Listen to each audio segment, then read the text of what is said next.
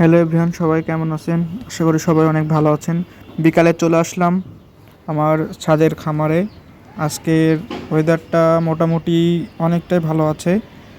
অন্যদিনকের তুলনায় ওয়েদারটা, আকাশটা অনেক পরিষ্কার আছে। এটা হচ্ছে আমার মুরগির ঘর। আর আজকের ওয়েদারটা যদি আপনাদের একটু দেখানোর চেষ্টা করি। আজকের ওয়েদার, আকাশ অনেকটাই পরিষ্কার আছে। আজকে রোদ তেমন হয়নি, কিন্তু বৃষ্টিও আমাদের এদিকে তেমন বৃষ্টিও হয়নি, ঝড়ও হয়নি, মোটামুটি ভালো আজকে। আমার খামারে কিছু হাঁসও আছে, আজকে আপনাদের সেই হাঁসগুলোও দেখানোর চেষ্টা করব।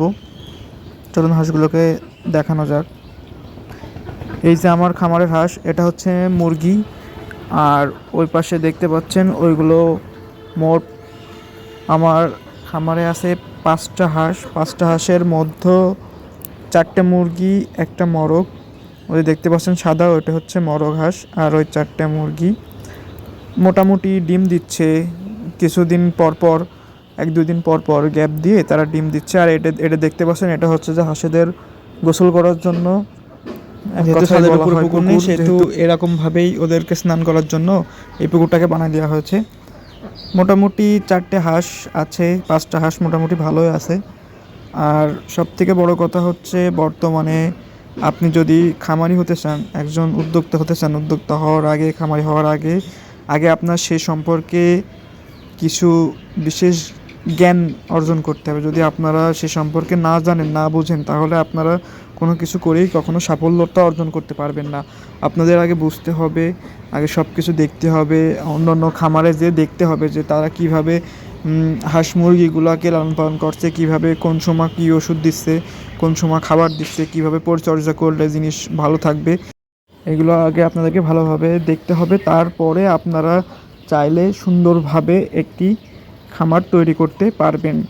আর সবথেকে বড় কথা হচ্ছে, হাঁস মুরগি পালন করার জন্য আপনাদেরকে সঠিক একটা জায়গা বেছে নিতে হবে, যে জায়গায় পর্যাপ্ত পরিমাণে আলো বাতাস ঢুকবে। তারপরে হচ্ছে আপনার সেইখানে সবসময় লোকজনের সমাগম একটু কম থাকবে, কারণ হাঁস মুরগি সবসময় দেখবেন যে বেশি লোকজন থাকলে তারা একটু ভয় পায়, তারা ফ্রিলিভাবে চলাফেরা করতে পারে না, খাওয়া দাওয়া করতে পারে না। তখন তাদের ভিতরে একটু অন্যরকম সমস্যার সৃষ্টি হয়। এই কারণে আপনারা খামার দেওয়ার আগে সব দিকগুলো সুন্দরভাবে বিবেক বিবেচনা করেই তারপরে একটা খামার দিবেন। আর আমার কাছে একটা পরামর্শ থাকবে, সেটা হচ্ছে আপনারা যে খামারই দিন না কেন, সবসময় সুন্দর করে সেই খামারগুলো পরিচর্যা করবেন। হ্যাঁ, এই যে দেখতে পাচ্ছেন আমার ঘর, চারিপাশে সুন্দরভাবে আমি দেখেন পলিথিন দিয়ে দিছি, যাতে বৃষ্টি ভিতরে না ঢুকতে পারে। এটা হচ্ছে সামনের পাশ, আর ওইটা হচ্ছে পাশে। তো দেখতেই পাচ্ছেন সব দিকে সুন্দরভাবে পলিথিন দেওয়া আছে।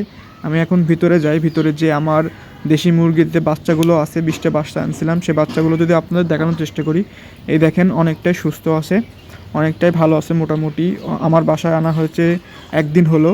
আমি সকালবেলা আপনার হচ্ছে যে পানিতে লাইফোবিট দিয়ে দিয়েছিলাম। দেশি মুরগিকে আপনারা যদি সুস্থ রাখতে চান, সুস্থ রাখতে চাইলে আপনাদের 2টা ওষুধ মানে খুবই গুরুত্বপূর্ণ। এক হচ্ছে লাইসোবিট, আর 2 হচ্ছে রেনামক্স।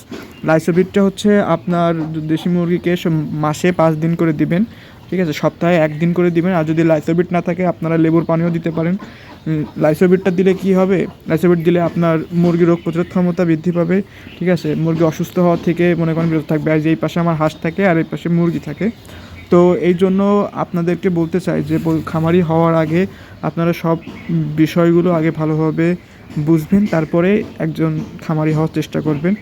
আর এই যে কথাগুলো বললাম, এই কথাগুলো আসলে বাস্তবতার সাথে মিল রেখে বলছি। কারণ আমি প্রথমে যখন খামার দিয়েছিলাম, তখন প্রথমে যখন মুরগি তুলছিলাম, তখন আমি ওইভাবে বুঝতাম না। তখন আমার অনেক মুরগি মারা গেছিলো এবং আমি অনেক টাকা লস করছিলাম। তো তারপরে আবার মুরগি তুললাম, মুরগি তোলার পরে পরের বার আমার মোটামুটি লাভ হয়েছিল।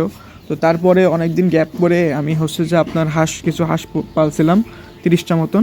তো এখন আবার হচ্ছে যে মুরগি তুলেছি, হাঁসও আছে। ভিডিওটা শেষ করার আগে একটা কথা বলতে চাই, আপনারা যে কাজই করুন না কেন, যদি মন দিয়ে করতে পারেন, তাহলে অবশ্যই সফলতা অর্জন করতে পারবেন। আর একজন সফল উদ্যোক্তা হতে হলে আপনাকে অবশ্যই সর্বাধিক বিবেচনা করেই একটা খামার প্রস্তুত করতে হবে। যাই হোক, সবাই ভালো থাকবেন।